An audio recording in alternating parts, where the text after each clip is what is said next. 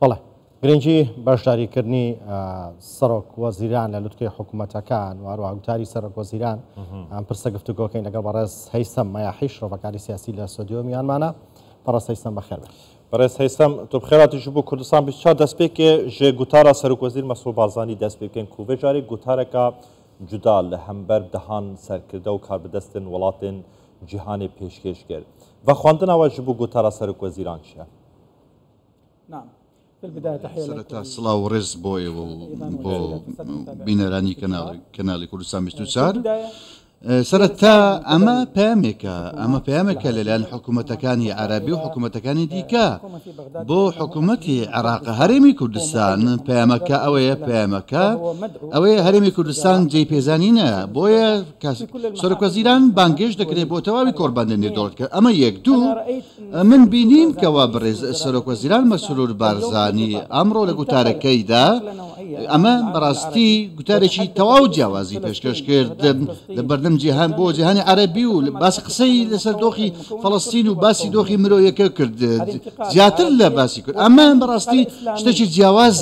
جیاوازە بۆیە ئەم پەیامێکی ڕوونە لەلایەن سەرۆک وەزیرانە بۆ جیهانی عەرەبی زۆر ئەرێنی بوو پەیامێکی زۆر ئەرێنی بوو سێم شت ئەمە پەیامێکی زۆر ڕوون و ئاشکرایە لەلایەن سەرۆک وەزیران بۆ حکوومەتەکانی دیکە جیهان کوردستان کراوەیە دەرگاکانی کوردستان کراون لە ڕووی ئابووریەوە لە ڕووی کۆمەڵایەتیەوە لە ڕووی مرۆییەوە هەروەکو چۆن پێشتر پێشکەشمان کردو ئێستاش بەردەوام دەبین لەسەر هاوکاری و هەماهەنگی لەگەڵ حکوومەتەکانی دیکەدا چوارەم کە ئەمە گرنگەکانە ئایا چۆن دەتوانین ئێمە دەتوانین دەرگای ئابووری و هەماهەنگی زیاتر بکەینەوە لەگەڵ حکوومەتەکانی جیهاندا ئاماژەی بەوە کردکەوە گەلی کوردستان و ئەو گەشە سندوی کە لە هەرێمی کوردستان هەیە کە جیاوازە لەگەڵ تەواوی ناوچەکانی عێراقدا ئەو پێکاتانەی کە لە هەرێمی کوردستان هەن برایانی تورکمان ئێزدی سابئی ئەم پێکاتانە لە هەزاران ساڵ لێرە نیشتەجێبوون پێویستە ئێمە پاڵپشتیان بکەین و جیهانیش بڕووی لەکراوە بێت بەڵێ پێتان وایە کە وڵاتانی عەرەبی بە هەمانەوە شێوەی سەری دۆزی فەڵەستینەکەن سەری دۆزی کوردیشەکەن؟ من خوازیارم وەکو خۆم بەبوونی سەرۆک وەزیران مەسعود بارزانی و هەروەها بەڕێز سەرۆکی حکوومەتی هەرێمی کوردستان و تەواوی سەرکردەکانی دیکە ئەوەی کە ئەو ڕۆڵە گرنگە دەژێرن بنیادنانی پەیوەندی لەگەڵ وڵاتانی کەندا و وڵاتانی عەرەبی ئەمە زۆر گرنگە ئێمە ئێستا قسە لەسەر بەشداری سەرۆک وەزیران مەسعود بارزانی لە تەواوی کۆربەندە عەرەبیەکان دەکەین کە پەیوەندیی ئەرێنی ئابووری هەیە لە نێوان ئێمە و ئەواندا کەواتە دەرگایشی ئابووری مێژووی جوگرافی کراوەتەوە سەرمایه‌گوزارێکی بیانی لە هەرێمی کوردستاندا هەیە ئەمە پەیامەکەیە بێ چارەسەرکردنا پرسا کورد لە ڕۆژهەڵاتە ناوەڕاست ئاشتی سەقامگیری دناوچەیەدا بەرقەرار دەبیتن؟ یەکەم شت ئێمە خوازیارین کە نیازپاچی هەبێت لە لێوان برایانی هەولێر و بلایانی بەغدا دووەم شت ئێمە وەکو هاوڵاتیانی عێراق ئێمە لە کۆتایی عێراقین کورد بێت عەرەب بێت شیعە بێت سونە بێتە ئەو پەیامە دەبێت بگات کاتێککە ئەم پەیامە دەگاتە وڵاتانی کەندا و کاتێک کە دەگوتە ستەمکاری هەیە ستەمکاریەک هەیە موچە نادرێت بە خەڵکە ستەم دەکرێت لە مەغداوە کاتێک بە پلە دوو مامەڵا دەکرێت لە مەغداوە بەڕاستی ئاوردانەیەکێ لە جیهاندا و لەلایەن پاشا و سەرۆکانی جیهانەکەواتە پێکاتەی کوردی ستەمی لێ دەکرێت ئەم پەیامە دەگات بە وڵاتانەوە کە تێکۆشانی کردووە قوربانی داوە شەهیدی داوە تاوەکو ئێستا شەهید دەدات بینیمان سێ هەفتە لەمەوە بەرکە بینیمان چی ڕوویدا ئەم خوێنە بەڕاستی دەبێت پەیامێکی زۆر جوان بگەێنێت وەکو بۆ پێکاتی کوردی کورد دەیەوێت ئاشتی دەوێت سەقامگیری دەوێت ئێمە شەڕمان لەگەڵ هیچ لایەنێک ناوێت سەبارەت بەم پرسە کورد و هەرێمی کوردستانیش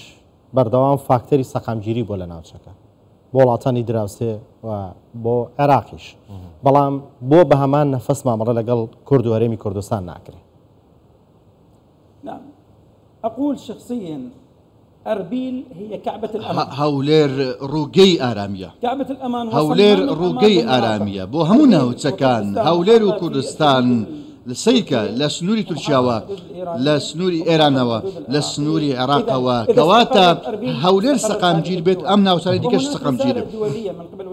پامێکی نێودەوڵەتی لەلایەن ئەمریکاوە هەیە و هەروەها لەلایەن باڵۆزخانە و کونسولخانەکانەوە هەیە. ئێستا کە کونسولخانەکان بنیا دەنێن گەورەتر لەو باڵۆزخانەی کە لە بەغدان ئەمە پامێکی ڕوونە کە دەبێت سەقامگیری لەو ناوچەیە دەبێت. ئەمە ناوچەیەکی جوگرافی کە ناوی هەرێمی کوردستانە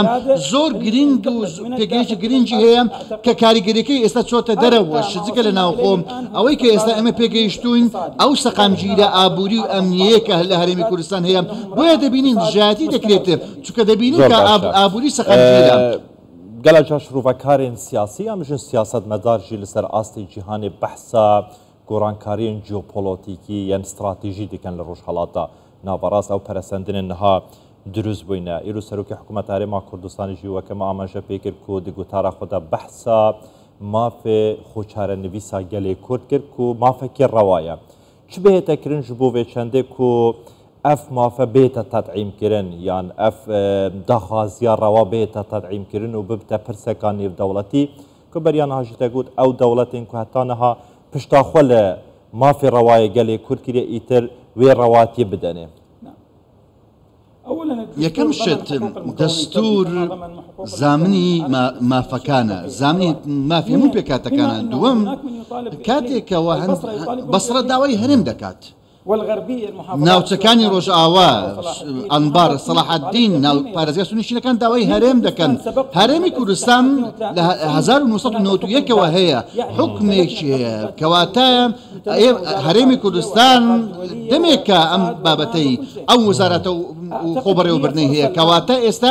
دەرفەتێک هاتوۆتە پێش بۆ ئەوەی کەوا دەرگایەکی دیکە بکەینەوەیە بۆ هاوکاری لەگەڵ وڵاتاندا ئێمە شایستەی ئەوەی کە دەوڵەتیش بین بەڵام بیرمان نەچێت پەیوەندەکان لەگەڵ بەغدا زۆر گرنگە. پەیوەندەکان لەگەڵ پایتەختی حکوومەتی فیدرالی زۆر گرنگە چونکە بەغدام ئەویش توانای هەیە بەڕاستی و چەک و نەوتی لەبەردەستا هەیە بۆیە ئێمە پێویستە بە ڕوانگەیەکی ئەرێنیەوە مامەڵە لەگەڵ حکوومەتی فیدرالی بکەین لە هەمان کاتدا ئەو ناوچەیە کە ئێمە تێدا دەژین گۆڕانکاری زۆر لە ئارادایە بۆیە پێویستە وڵاتانیش لەگەڵ هەرێمی کوردستان کە هاوکار و هاوکاری زیاتریش بکەن. بەشداریکردنی سەرۆکوەزیرانی هەرێمی کوردستان لە کۆڕبەندە نێودەوڵەتیەکان و کۆڕبەندە عەرەبیەکانیش و گرنگی کە پێیان گرنگە هەرێمی کوردستان بەشدار بێت لەم کۆڕبەندانە بۆچی ئەگەڕێتەوە؟ ئەمە خاڵێکی گرنگە. تۆ